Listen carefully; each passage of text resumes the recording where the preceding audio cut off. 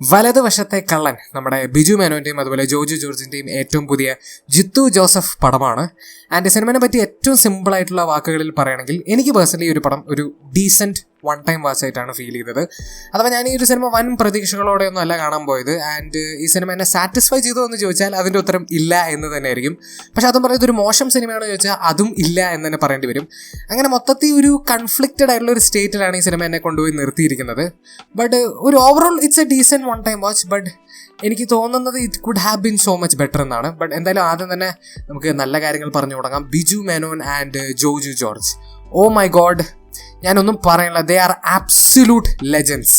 അഥവാ അഭിനയത്തിൻ എന്താ പറയുക, എനിക്ക് പറയാൻ വാക്കുകളില്ല. ബിക്കോസ് ഒരു സിനിമേനെ തോളത്തെടുത്ത് കൊണ്ടുപോകാന്ന് പറയില്ലേ, അതാണ് ഈ സിനിമയിൽ അവർ രണ്ടുപേരും ചെയ്തിരിക്കുന്നത്. ബിക്കോസ് ഈ സിനിമ ഇത്ര പോലും ഞാൻ ഇൻട്രസ്റ്റോടെ ഇരുന്ന് കണ്ടത് അത് അവർ രണ്ടുപേരുടെ പെർഫോമൻസ് കൊണ്ട് മാത്രമാണെന്ന് വരെ ഞാൻ പറയാൻ തയ്യാറാണ്. അതുപോലെ മറ്റുള്ളവരുടെ പെർഫോമൻസിന്റെ കാര്യത്തിലേക്ക് വരുമ്പോൾ എനിക്ക് വലിയ കുഴപ്പമില്ല എന്ന് ഫീൽ ചെയ്തത്. ബട്ട് സത്യസന്ധത പറയുകയാണെങ്കിൽ അവിടെ ഇവിടേക്കായിട്ടൊക്കെ ചില നടന്മാരുടെ ഇപ്പോൾ ഡയലോഗ് ഡെലിവറി ആണെങ്കിലും പെർഫോമൻസ് ആണെങ്കിലും എനിക്ക് കുറച്ച് ഓക്വേർഡായിട്ട് തോന്നി. അതുപോലെ കുറച്ച് നാടകീയത നിറഞ്ഞ പോലെ എനിക്ക് ഫീൽ ചെയ്തു. അത് അവരുടെ പെർഫോമൻസോ അവരുടെ ഡയലോഗ് ഡെലിവറി മാത്രമല്ല, ഈ ഒരു സിനിമയുടെ കാര്യത്തിലേക്ക് വരുമ്പോൾ ഡയലോഗ്സ് തന്നെ എനിക്ക് സത്യം പറഞ്ഞാൽ ചില ഭാഗങ്ങൾ ഔട്ട് ഓഫ് പ്ലേസ് ആയിട്ട് ഫീൽ ചെയ്തു. അഥവാ ആവശ്യമില്ലാത്ത സ്ഥലങ്ങളിൽ ആവശ്യമില്ലാത്ത ഡയലോഗ്സ് കുത്തിക്കയറ്റുക എന്നുള്ളൊരു ഫീൽ അവിടെ ഇവിടെ ആയിട്ടൊക്കെ എനിക്ക് ഉണ്ടായിരുന്നു. അതുപോലെ തന്നെ ഈ പടത്തിൻ്റെ ചില സീനുകൾ എടുത്തു വെച്ചിരിക്കുന്ന രീതിയും എനിക്ക് ഭയങ്കര ഓക്വേർഡായിട്ട് ഫീൽ ചെയ്തു. അഥവാ എന്തൊക്കെയോ ഒരു തകരാറ് ഫീൽ ചെയ്തു. അങ്ങനെ മൊത്തത്തിൽ പെർഫോമൻസുകളിലാണെങ്കിലും ഡയലോഗ് ഡെലിവറി ആണെങ്കിലും ഡയലോഗ്സിലാണെങ്കിലും അതുപോലെ ചില സീൻസ് എടുത്തു വെച്ചിരിക്കുന്ന രീതിയിലാണെങ്കിലും അവിടെ ഇവിടെ ആയിട്ടൊക്കെ എനിക്ക് കുറച്ച് തകരാറുകൾ ഫീൽ ചെയ്തു. ആൻഡ് പിന്നെ ഈ പടത്തിൻ്റെ ടെക്നിക്കൽ ആസ്പെക്ട്സിലേക്ക് വരുമ്പോൾ ടെക്നിക്കലി പടം മികച്ച് നിൽക്കുന്നതായിട്ട് തന്നെ എനിക്ക് ഫീൽ ചെയ്തത്.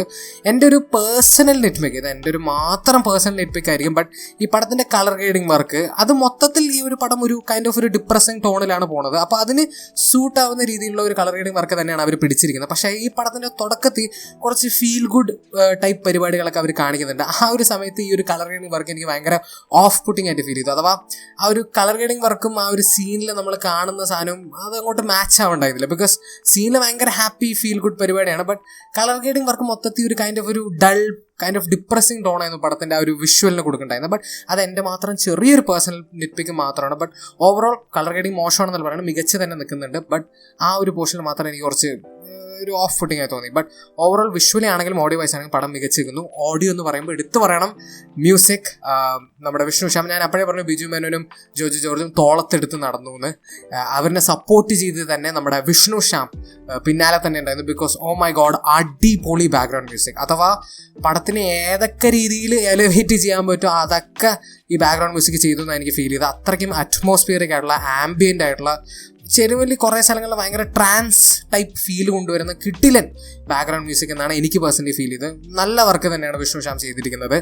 ആൻഡ് ഈ പടത്തിൻ്റെ മൊത്തത്തിലുള്ളൊരു ഫ്ലോ എങ്ങനെയാണെന്ന് ചോദിച്ചാൽ എനിക്ക് പേഴ്സണലി പടം തുടക്കത്തിൽ ഒന്നും അങ്ങോട്ട് എൻഗേജ്ഡ് ആവാൻ എനിക്ക് സാധിക്കുന്നുണ്ടായിരുന്നില്ല. തുടക്കത്തിൽ ഭയങ്കര ഒരു ലാഗ് എന്ന് പറയാൻ പറ്റില്ല, ബട്ട് അങ്ങോട്ടൊരു ഹുക്ക് കിട്ടുന്നുണ്ടായിരുന്നില്ല. ഇങ്ങനെ വെറുതെ ഇങ്ങനെ ഒരു ഫ്ലാറ്റ് വൈബിലായിരുന്നു കൊണ്ടുപോയത്. ബട്ട് പിന്നെ ഫസ്റ്റ് ഹാഫിൻ്റെ ഒരു പകുതി എത്തുമ്പോൾ പടം ഒരു പെർട്ടിക്കുലർ സീൻ മുതൽ എനിക്ക് കുറച്ച് ഇൻട്രസ്റ്റിംഗ് ആവാൻ തുടങ്ങി. അവിടുന്ന് പിന്നെ സെക്കൻഡ് ഹാഫിൻ്റെ ഏകദേശം ഒരു പകുതി വരെ പടം ആക്ച്വലി എന്നെ നന്നായി ഇൻട്രസ്റ്റ് ചെയ്യിപ്പിച്ച് നിർത്തിപ്പിച്ചു എന്ന് തന്നെ പറയേണ്ടി വരും.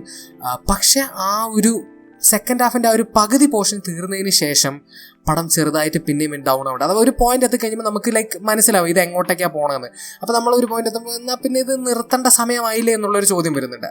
അപ്പോൾ മൊത്തത്തിൽ പറഞ്ഞാൽ ഫസ്റ്റ് ഹാഫിൻ്റെ ആ ഒരു ആദ്യ പകുതിയും സെക്കൻഡ് ഹാഫിൻ്റെ ആ ഒരു രണ്ടാം പകുതിനെ മാറ്റി നിർത്തി കഴിഞ്ഞാൽ ആ ഒരു മിഡിൽ പോർഷൻ ഉണ്ടല്ലോ ഈ പടത്തിൻ്റെ, അതെനിക്ക് ആക്ച്വലി ക്വൈറ്റ് ഇൻട്രസ്റ്റിംഗ് ആയിട്ട് ഫീൽ ചെയ്തു. But rest of the movie did not live up to that middle portion എന്ന് എനിക്ക് ഫീൽ ചെയ്തു. അങ്ങനെ മൊത്തത്തിൽ ഒരു എന്തൊക്കെയൊക്കെ ഉണ്ടായിരുന്നു, പക്ഷേ ഇനിയും ഉണ്ടാവാമായിരുന്നു എന്ന് എനിക്ക് ഫീലിംഗ് കൊണ്ടുവന്നൊരു സിനിമയാണ്. But at the same time സിനിമയിലുള്ള കാര്യങ്ങളിൽ നിന്ന് കുറച്ച് കാര്യങ്ങൾ തന്നെ എടുത്ത് കളയാമായിരുന്നു എന്ന് എനിക്ക് ഫീൽ ചെയ്തു. അങ്ങനെ മൊത്തത്തിൽ ഒരു വളരെ കൺഫ്ലിക്റ്റിംഗ് ആയിട്ടുള്ളൊരു മൂവി എക്സ്പീരിയൻസ് ആയിരുന്നു. എന്താണെങ്കിലും again it's A decent one time watch. മോശം പടമൊന്നുമല്ല. അയ്യോ എൻ്റെ 2.25 മണിക്കൂർ പോയി, അയ്യോ എൻ്റെ പൈസ പോയി, അങ്ങനത്തെ ഒരു ഫീലൊന്നും ഒരിക്കലും എനിക്ക് ഈ ഒരു സിനിമ കൊണ്ടുവന്നില്ല. But again it could have been better. എന്തൊക്കെയാണെങ്കിലും അതാണ് എൻ്റെ ഒപ്പീനിയൻ ഓൺ വലതുവശത്തെ കള്ളൻ. നിങ്ങൾ സിനിമ കണ്ടവരാണെങ്കിൽ നിങ്ങളുടെ ഒപ്പീനിയൻ കമന്റ് സെക്ഷനിൽ ഡ്രോപ്പ് ചെയ്യാൻ മറക്കരുത്. ആൻഡ് വീഡിയോ ഇഷ്ടപ്പെട്ടെങ്കിൽ ലൈക്ക് ചെയ്യുക, ഷെയർ ചെയ്യുക, സബ്സ്ക്രൈബ് ചെയ്യുക, നോട്ടിഫിക്കേഷൻ ബെൽ അമർത്താൻ മറക്കരുത്. And I will see you guys in next video. Bye by.